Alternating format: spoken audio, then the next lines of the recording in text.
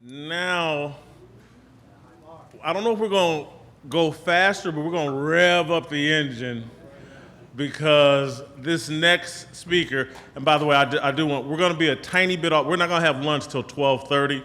I made a little scheduling error, but so any of you, I hear some of you guys stomach growling, but we'll get to you at 12:30. We're going to have Mark Robinson come up and rev the engine up. Perfect guy to follow Voddie Baucham. I think Mark will be the governor of North Carolina. He's the lieutenant governor right now. And maybe one day he'll be president. I call him the notorious GOP Mark Robinson.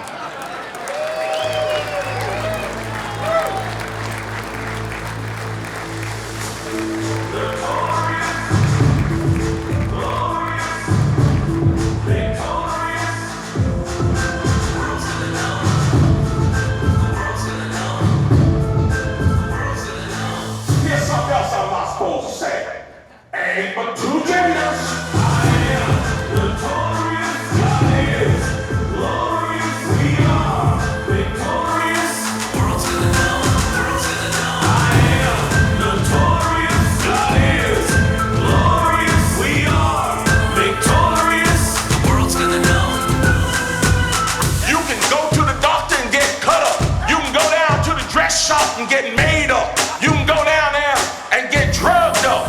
But at the end of the day, you were just a drugged up, dressed up, made up, cut up, man or woman. You ain't changed what God put in you. Notorious, glorious, victorious. The world's gonna know. The world's gonna know. I am notorious. God is glorious. We are victorious. Yeah, I said it and I made it.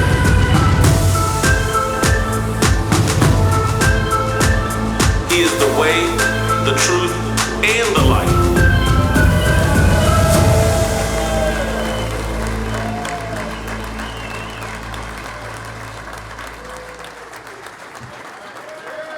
Fantastic, fantastic. How's everybody doing out there? Great. I think I have a timer that's supposed to be out here, but I don't see a timer, so I'm gonna set my own timer. 2 hours and 23 minutes I will be taking, so y'all just have a seat and buckle up.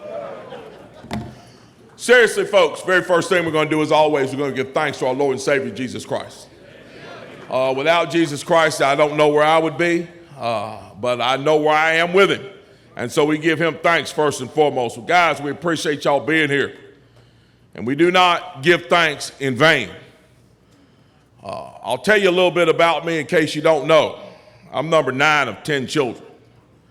Grew up extremely poor by American standards, certainly not by world standards, but by American standards. Grew up very poor. For those of you all, I see some gray hair out here. Let me give y'all some encouragement today. I was born in 1968. My father was born in 1897.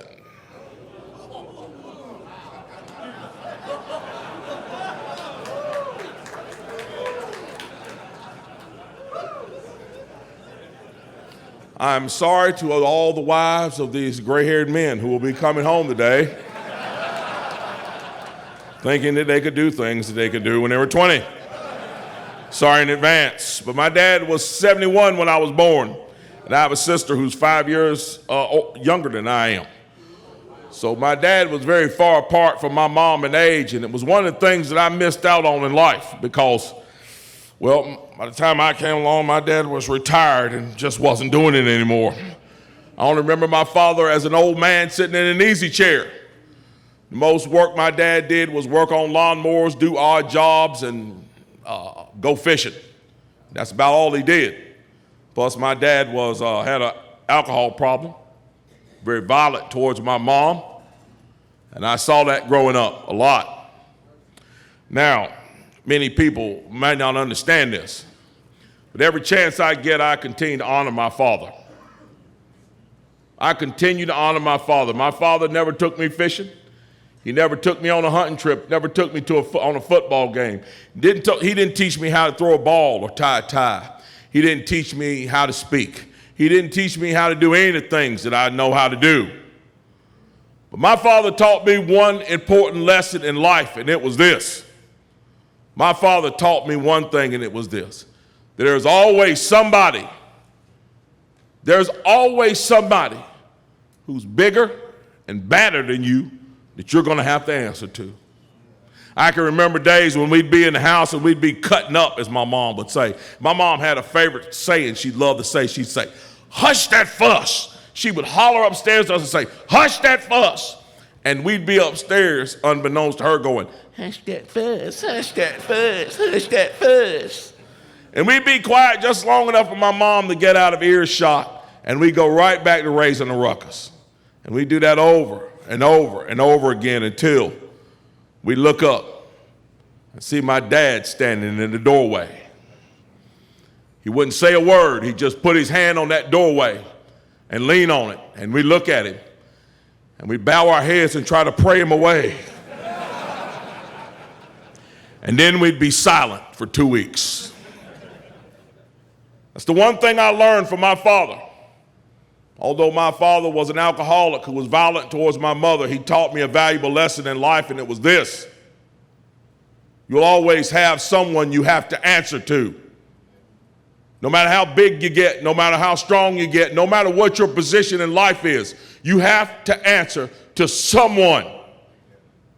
Now, I find myself in a position now where people might say that I have an inordinate amount of power, where I have an inordinate amount of sway over people, where I have an inordinate amount of, of the ability to be able to influence people. But something that I learned along the way from another mentor of mine was this. As a man, being a man is not about how much power you have over others. Being a man is about how much power you have over yourself. You see, King David was plucked up and placed in power by God Almighty, killed Goliath and became the king. But he nearly lost it all. Why? Because he lost his self-control. He lost control over himself. And I want you to look across the landscape and tell me what you see right now in the political realm, in the business world. Everywhere you look, we are seeing a lack of accountability from top to bottom. People have lost their way, particularly men folk have lost their way. They've forgotten the place that God has placed them in. I got in a lot of trouble back home because I said that God calls men to be leaders. Now, in that phrase, people got mad and said, "Well, you don't think women can be leaders." That ain't what I said.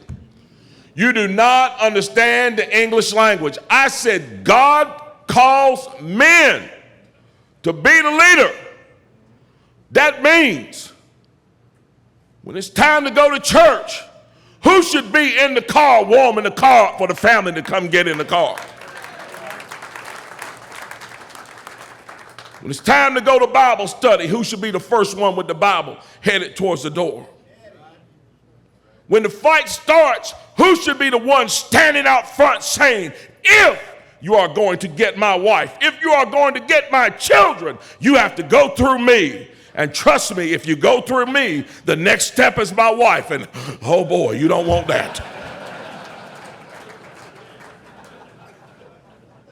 It's not the fact that women can't lead or shouldn't lead or are unable to lead. It's the fact that a man should be willing to stand up and be the first one to sacrifice himself.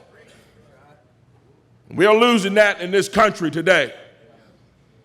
We have an entire crop of politicians who have forgotten why they sit in the seats that God ordained. Back home, I say this a lot. Back home, I tell people, when people ask me and say, "Well, why you run for office? Why would you run for office? Why do you want to be this? Why do you want to be that?" Let me tell you something about your elected officials. Ask them why they want to be an elected official and see what they say. Then let me tell you what they should say. What they should say is this: I don't want to be an elected official. I don't want to be. You see, the key word in that is want. Want. There should be no want in political offices. Nobody should be sitting on the city council because they want to be powerful, because they want control, because they want the political goodies that come along. I'll just put it that way. The political goodies that come along with it. No one should be sitting in your state capital. No one should be sitting in our nation's capital because they want to be an elected official. That's the problem right now. People want to be an elected official. They want to pop their collar. They want people to open the door for them. They want the doors. They want to be driven around in a limousine. They want everybody to know their names. And they want to get rich. And they want to get reelected. And they want all the power they can get. You see, an elected official to me should be like, let's pick somebody throughout history that they should be like. Let's pick out a young man on June the 6th, 1944, in a Higgins boat. How many of y'all know what a Higgins boat is? One of them landing craft headed toward Normandy Beach, the Normandy Beach head. Now, I want you to imagine that young man inside that landing craft. I want you to imagine your ability to go to that young man and ask that young man, why in the world do you want to do this? And imagine what that young man would say to you. He would say, I don't want to do this. But you see, back home, the Japanese bombed Pearl Harbor. And Hitler is murdering his way across Europe. I'm not here because I want to be. I'm here because I have to be. It is my duty as an American, as a man, as a Christian to be here to serve, even if it means laying down my life. That needs to be the attitude of our elected officials in this nation. We need servant leaders. We need far more foot washers nowadays than we do. Well, I'm going to leave that alone. We're in a church. But we got a whole pack of politicians right now that do nothing. They do absolutely nothing but stick their finger in the wind and find out which way the wind is blowing. Once they find out which way the wind is blowing, then they run to the spin doctor. And they ask the spin doctor, how do I spin this to make it best for me? They don't look at what's right. They don't look at what's wrong. They don't look at what God said about it. They don't look at what's fair, what's unfair. The only thing they're concerned about is, how is it going to affect me? The selfishness that we see nowadays in society is destroying our society from the inside out. It's destroying it from the inside out because we have an entire generations who have been taught that everybody gets a trophy. And at the end, there should be a payoff. If I do what I need to do, there should be a payoff for me. You know, I was thinking the other day, and I thought of something. I said, you know, a good phrase would be, right don't pay. Right don't pay. Look back through history and tell me when right paid. Right does not pay. It doesn't. Ask John the Baptist if right pays. See, everybody wants to be David and kill Goliath. Everybody wants to be Moses and wants to go out and open up the Red Sea and lead the Israelites. Everybody wants to be Daniel in the lion's den, the 3 Hebrew boys. Everybody wants that glorious earthly victory that everybody can see. Everybody wants that. But nobody wants to be John the Baptist. John the Baptist came to earth, preached Jesus Christ was coming, told the king the truth, and because of it, was thrown into prison. And his story ends literally with his head being held by his enemies in a basket. Story over. No glorious ending. No glorious ending on earth. But Jesus Christ said John the Baptist was the greatest man ever born to a woman. Nobody wants to be John the Baptist. Nobody wants to be that person who sacrifices. Nobody wants to be that person who gives. But I believe that's what we all need to seek to be. We need to be that person who is willing to give our heads for the cause that we believe in. We need to be that person who is unafraid to stand up and tell the truth. Because I thought of that phrase thinking of John the Baptist. I said, right don't pay. Go back to the disciples. The disciples did right, preached the gospel of Jesus Christ, and each one successively ended up dying torturous deaths. Right doesn't pay. Right doesn't pay. But then I thought about it deep. And I thought about where John the Baptist is today and will be for eternity. You see, Joe Biden is the president right now. Donald Trump might be the president later on. Somebody else might be the president after that. But John the Baptist is sitting in heaven right now. And he'll be sitting there for all eternity. Tomorrow will be the first day for all eternity for John the Baptist in heaven. Because right doesn't pay, but right pays permanent.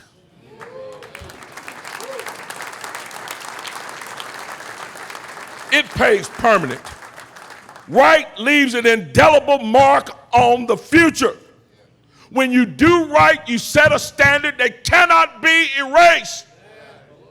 John the Baptist said it. Jesus Christ said it for all time. Our founders said it. And others throughout history, all the way down to that poor little old farm boy from Bedford, Virginia on that Higgins boat that gave his life on Normandy Beach. His death didn't really pay anything. Maybe his family got a little insurance money, but it pays permanent. Because when you think of that young man and the heartbeat that was ended on that beach, at your toughest times, when you think about that young man, he energizes you to keep going forward. Because right pays permanent, folks. And that's what we as men need to remember. See, far too often we watch the movies and we want the ending, the Forrest Gump ending. We got the girl, we got the money, we're living on a private island. Everybody saw us win. Everything is nice and good. Yes, I won. I told you I was right. I'm going to be honest with y'all. I don't care if the whole world gets mad at me if God is smiling.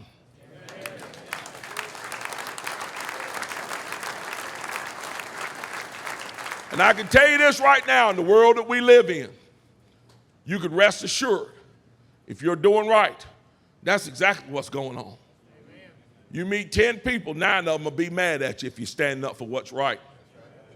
I've stood up for what's right in the past and have been absolutely raked over the coals by the news media, which I'm sure there's probably some media people in here tonight that...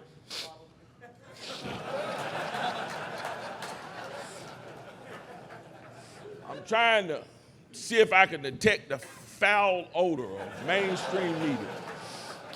I can usually sniff them out pretty good. They have an odor that is undeniable. Smells like lies. Covered up, smothered in untruth, and baked in a basket of evil. If you're out there and you're hearing me, yes, make sure you spell that right, E-V-I-L. I do not like our mainstream media.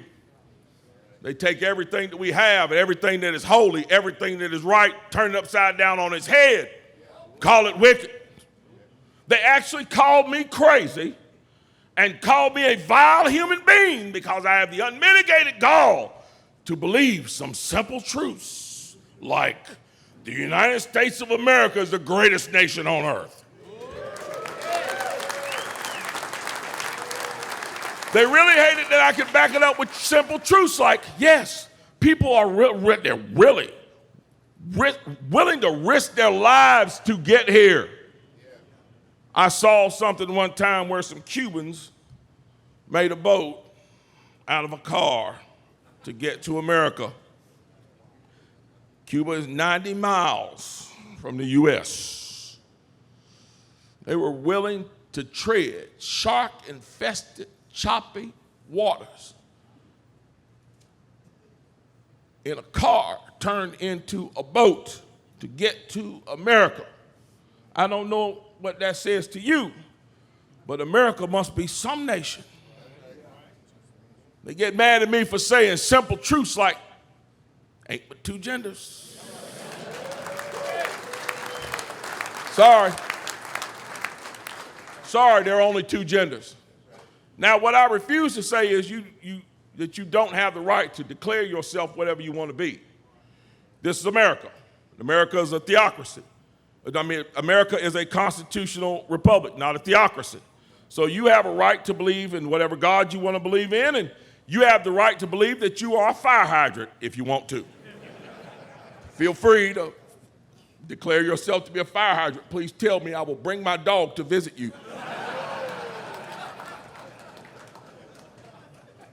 But what you cannot do, you cannot get me to go along with you on that. You cannot force me to go along with you on that. Not on my job, not on my church, not at my school. And you certainly cannot force my children to go along with it either. You see, that is the difference between a conservative like me, a Christian conservative like me, and someone who's on the left. I am so confident in my ideas. I am so confident in my beliefs. I will allow you to share your beliefs with me and with other people. They are so uncomfortable with their concepts and have such fear of the truth that we hold inside of us. They literally have to push us out of the public square. Why? Because they know when people hear, they will believe. And when they believe, they will do. And when they do, this nation will be better. They know it. And so, they seek to silence our voices, seek to push us out of the public square. They seek to push Christians out of what's called the ecclesia. They want us out of the building because they know when the word is heard and when it's preached unadulterated, people's ears perk up. They know it changes lives. And not only does it change lives, it changes hearts and it changes minds. And it brings people back around to their good senses. So they want to push us out of the public square, huh? Well, I'm pretty good at pushing myself. I've been pushed all my life. I've been pushed around all my life. I know it don't look like it now, but I used to be real little, y'all. In fact, at one point in my life, I was so skinny I could put both feet behind my head and walk on my hands. That is the absolute truth. Ask some of my classmates, I used to do it. When I was a little person, I used to get shoved around all the time. I used to get picked on, shoved around, bullied. So I got older. I started to realize I didn't have to put up with that. So slowly over time, I started to change. But I got to the point where I got so full of testosterone, I started to become mean and ornery. I started wanting people to try to bully me. Unfortunately, I got so big and ugly, nobody would. I should say fortunately, because I drew myself back into my senses. And although my father was long dead, and my mother was in the house, and by the way, my mother was the greatest leader that I've ever seen, hands down, in my life. My mom had a choice when my father died to be a ward of the state and live on government resources or go out and get a job. She chose to go out and get a job. She cleaned toilets and cleaned windows and cleaned up behind other people's children at a university to take care of hers. And she set that standard in my life. But I learned in those young days that valuable lesson that I talked about. Being a man is not about being ornery. It's not about being mean. It's not about being the strongest or not about being the guy who can fight the best. It's not about being the guy with the biggest muscles. And it's not about how much control you exert over others. It's about having that control over yourself. It's about making decisions about making decisions on what you're going to do in your life. You know, I just recently made a decision to change the way I'm living. I took a look in the mirror and realized I was almost 400 pounds. I had blood sugar that was out of control, blood pressure that was out of control. And the doctor told me, you keep it up, you won't be here next year. Well, I made some changes. I made some intentional changes. One of the changes I made was to set my alarm for 4:20 every morning, to go to the gym and be at the gym at 5 o'clock every morning. See, I got a choice. I can be Lord or I can be hard. Which one you want to do? Y'all know what I wanted to say. Now I made a choice.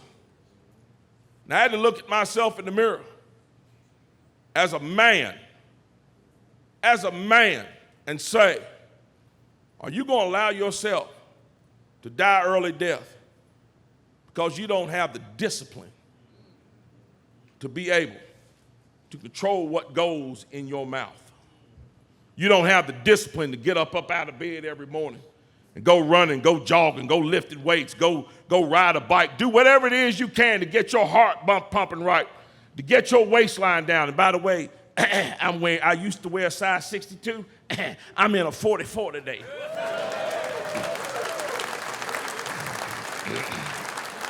And they getting a little loose, y'all. But you got to make a choice as a man. As a man, you have to make a choice. And I keep saying as a man, because I want to make the news media mad.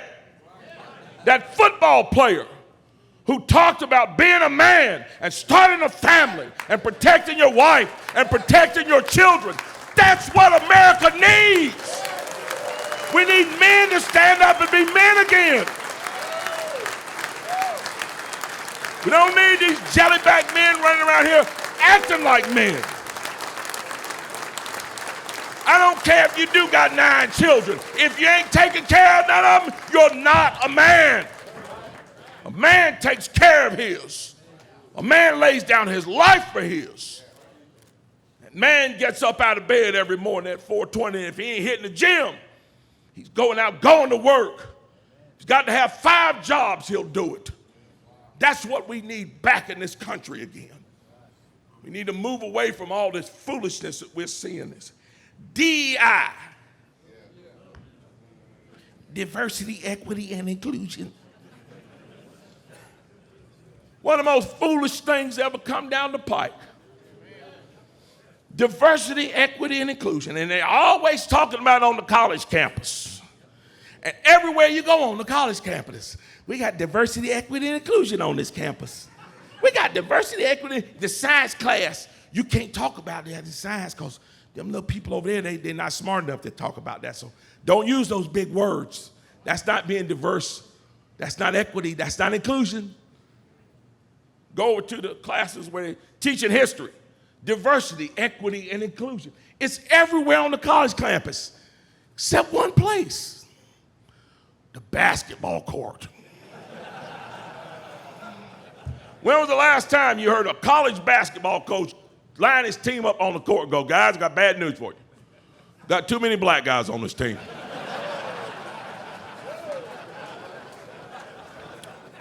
Team's not diverse enough. Too many tall guys, too.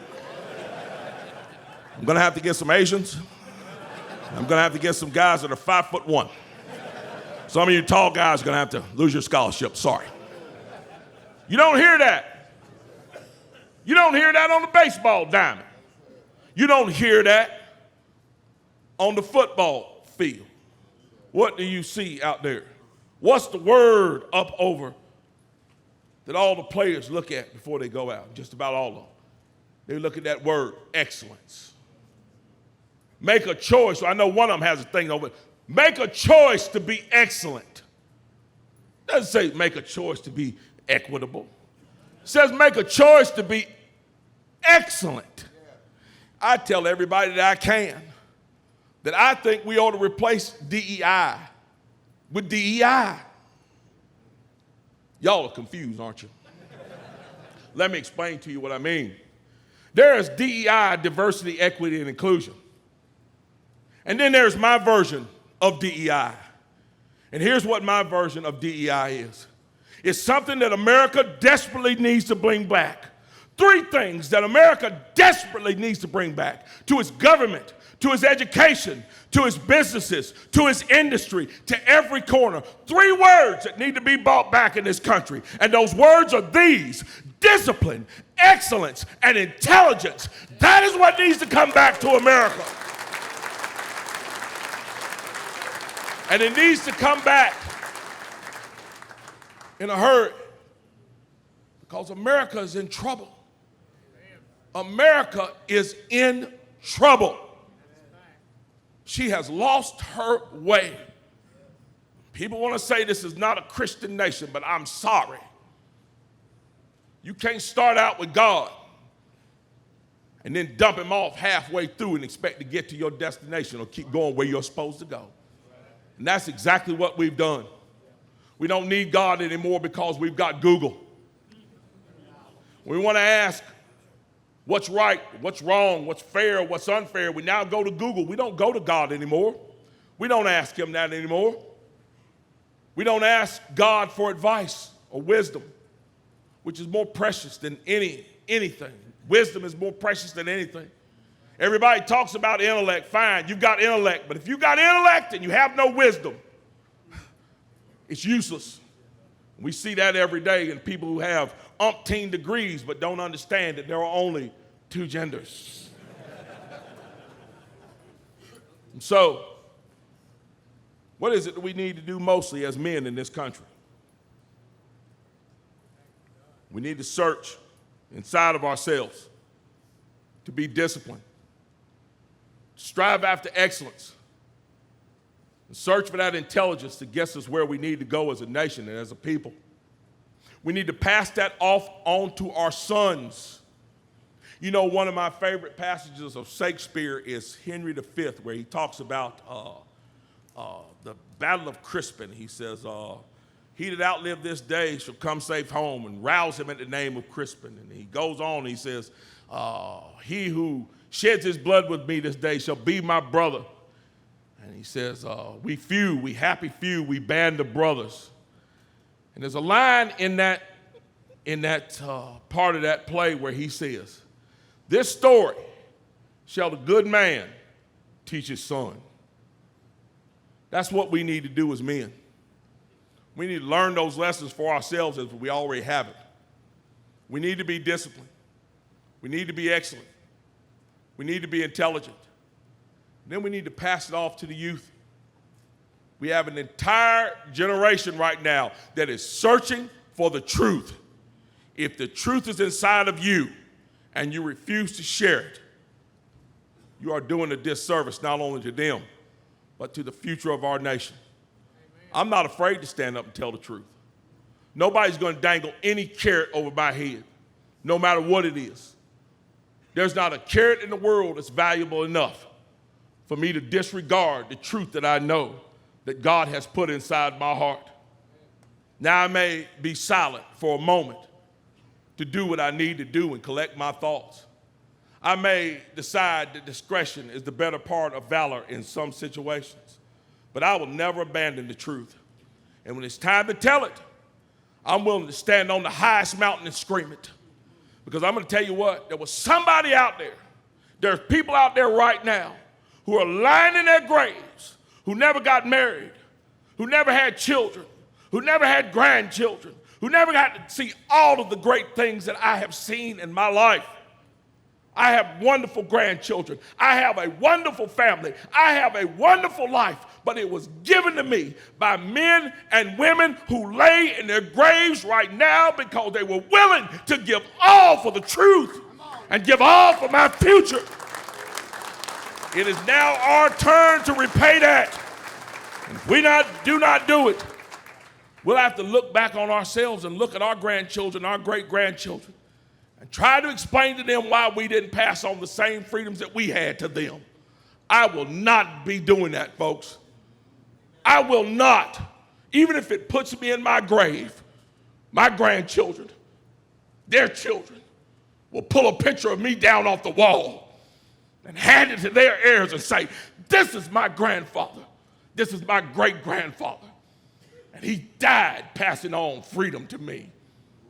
That is my wish for each and every person in this audience today, that your children will look back on you and remember you as a truth teller, disciplined, excellent, intelligent, willing to stand for the truth as Americans and as Christians, and fight for a future that you cannot see, but you know is coming. So stand tall, stand proud. Don't be ashamed of who you are, because as Americans, we have nothing to be ashamed of. And more than anything, don't be afraid, because we may be standing here, but behind us stands the God that we believe in. And he can fight any battle and overcome any odds. So God bless you all. Thank you all for allowing me to be here. We love each and every one of them. Thank you.